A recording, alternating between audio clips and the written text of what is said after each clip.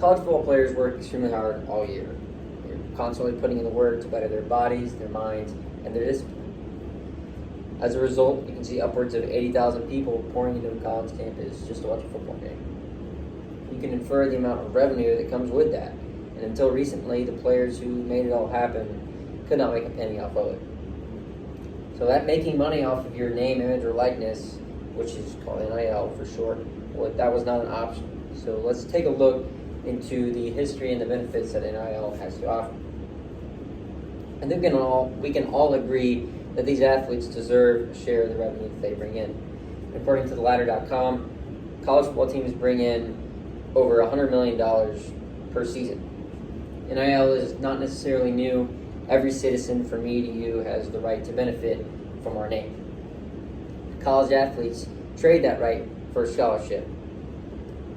For example, Donald Delahaye, aka Destroying, he was a former kicker at UCF, and he pioneered the NIL movement. He had a YouTube channel at the time, which showcased day-in-the-life content, and when they found out about his YouTube channel, he had his scholarship revoked. Nowadays, he pursued that passion, and he has 4.2 million subscribers. Another example of a botched opportunity for student athletes is the termination of the popular video game NCAA football. It started back in the late 90s, and it lasted up until about 2014. As a result, the players in the game, albeit they didn't use the names of the players, NIL issues arose and the game was no longer produced. This was a chance to share the revenue amongst every player that was in the game and make right with the situation.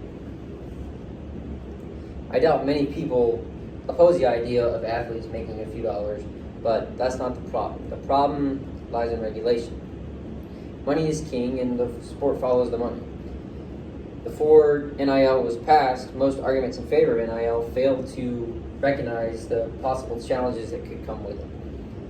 And we are currently starting to see these come into play.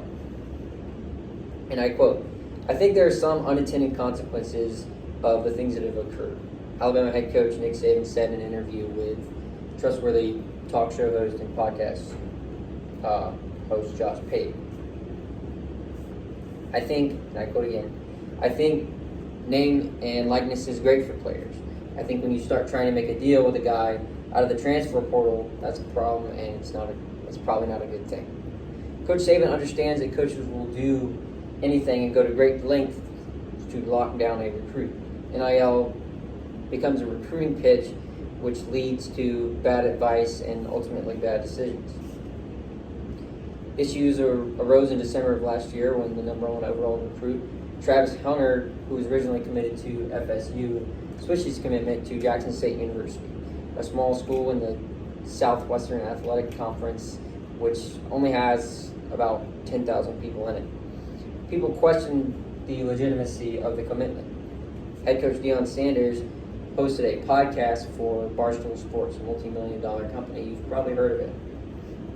And while it is just a rumor, it is said that there was a ludicrous NIL deal that convinced Hunter to flip his commitment and play football for Jackson State. But we shouldn't even have to question something of this manner. And while this action, if it is true, is illegal, it is not enforced, and it is extremely difficult to enforce. The NCAA should have had a better plan to regulate NIL before letting it run rampant on the world of sports. And it is now up to them to come up with a solution before it goes too far. So now that we are in the point we are in, NIL is at the top of every recruit's checklist. Should it really matter to a player, as far as the money goes, where he chooses to play a sport? If you allow players to professionalize college sports, you jeopardize all sports as a whole.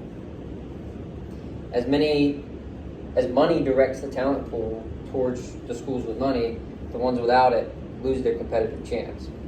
Nobody asks that we revoke NIL or keep players from earning money, just that NIL serves its original purpose.